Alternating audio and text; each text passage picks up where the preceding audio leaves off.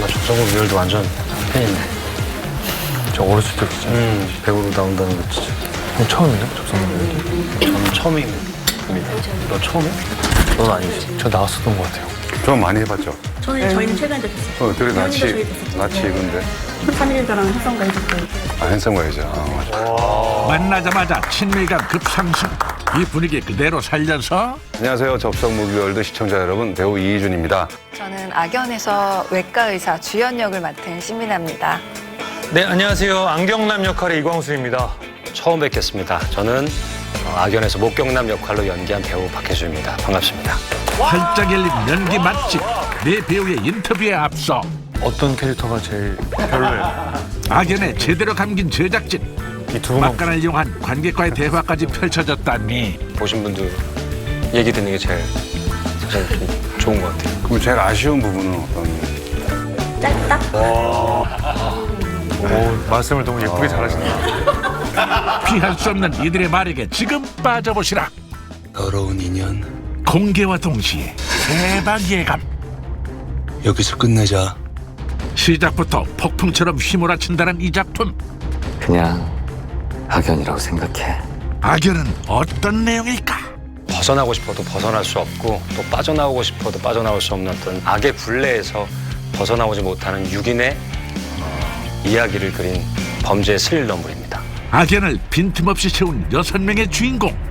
이 작품의 특이점은 몇몇 인물들의 이름이 처음부터 밝혀지지 않는다는 것. 대본 읽을 때 되게 신선했어요. 이름도 사채남, 목경남, 안경남. 그래서 어떤 주인공을 따라가는 이야기지? 저희가 대본을 볼 때도 보는 사람도 나중에 그 반전들을 읽으면서 발견할 수 있게 이름들을 다 밝히지 않고 써놔서 우리가 연기하면서도 그렇게 서로 부르면서 연기를 했었어요. 좀 빌려줘. 나 돈이 급해. 먼저 그게 시작을 여는 첫 번째 주인공. 사채남 역의 이희준. 대표님은 1회 끌어가서 더 좋다고 얘기하시기도 했더라고요. 아까 그래서 그게 기사가 많이 났나요? 제가 논란거리가 되었어요. 그는 눈덩이처럼 불어난 빚을 갚기 위해 잘못된 선택을 하게 되는데 사람 하나 죽여줘. 누굴 죽이면 되니? 내 아버지. 이게 사실 연기지만 그 약간 폐륜화적인 그런 걸 할 때 되게 뭔가 컷하면 그 금기된 것을 넘어가는 느낌이 있었어요. 이게 배우로서 또 이런 역할을 해보는 게 또 정말 또 새롭기도 하고 배우만 할 수 있는 경험인 것 같아요. 그냥 죽이기만 하면 되니? 사고로 보여야 돼. 그건 살인 아닌가? 그런데 완벽해 보였던 이 청부살인 계획에 차질이 발생했다. 아버님은 산에서 발견됐습니다. 그것도 안매장된 채로 말이죠. 도대체 뭔 짓을 한 거야? 이때부터 6명의 운명이 얽히기 시작하니 이어서 예전에 구인실을 아주 뒤집어 놓은 사건인데 그 사람이더라고요?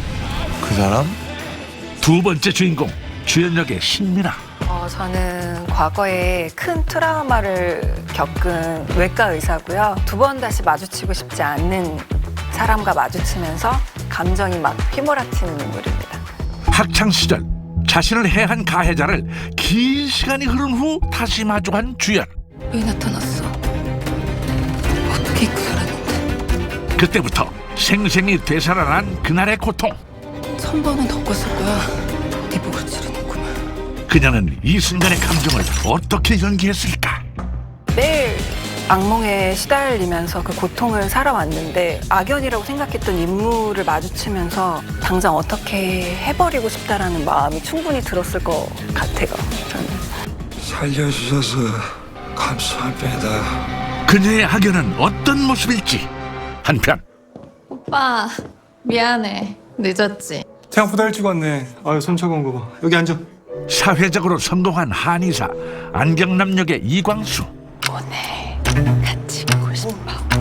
음주 사고 후 태도가 180도 바뀌며 술 마시고 운전을 했어. 그리고 사람을 쳤는데 그 사람이 죽었다고. 그런데 새끼는 무슨 신고야? 점차 파멸하는 인물을 연기했는데 남도열을 굉장히 좀 이렇게 하대를 하는 캐릭터인데 그런 위기에 극한의 상황에 놓여졌을 때 본연이 갖고 있는 그 찌질함이 본성이 갖고 있는 감사합니다. 본성 갖고 있는 찌질함이 표출될 그런 아니, 너무 말씀을 잘하셨어요. 조종당하는 느낌이 조종. 이제 그런 것들이 잘 드러났으면 좋겠다는 마음으로 연기한 것 같습니다. 이게 아무래도 극중에서도 계속 엮여 있잖아요. 소리 지르지 마. 누가 듣겠어. 그렇다. 또 한 명의 주인공. 위기의 상황에서 등장한 한 남자. 목장남 역의 박혜수. 곧이어 큰 결심을 하는 안정남. 이 등장 장면에서 눈여겨볼 게 있다고?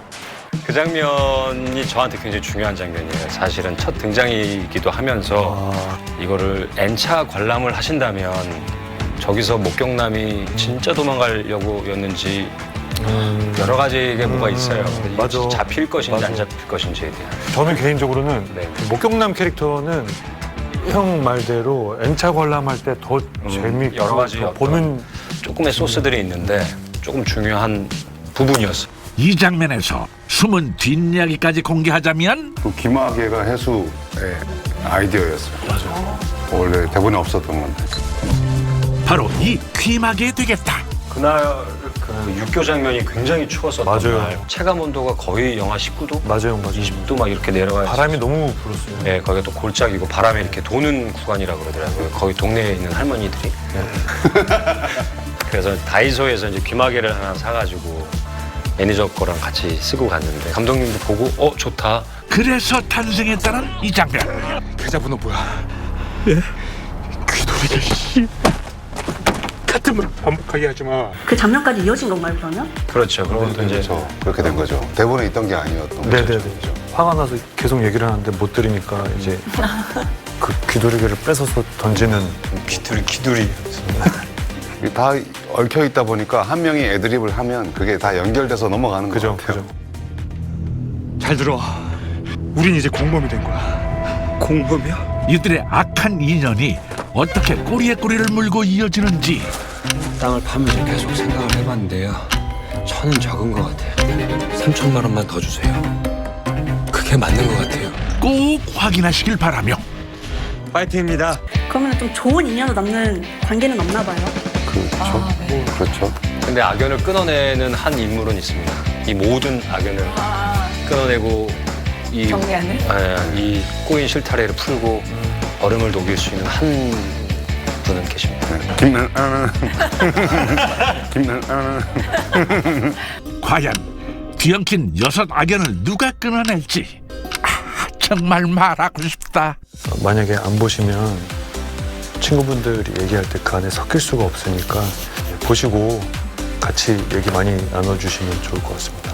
내가 왜 이런지 이해가 안 돼? 그럼 날 말리지 말아야지.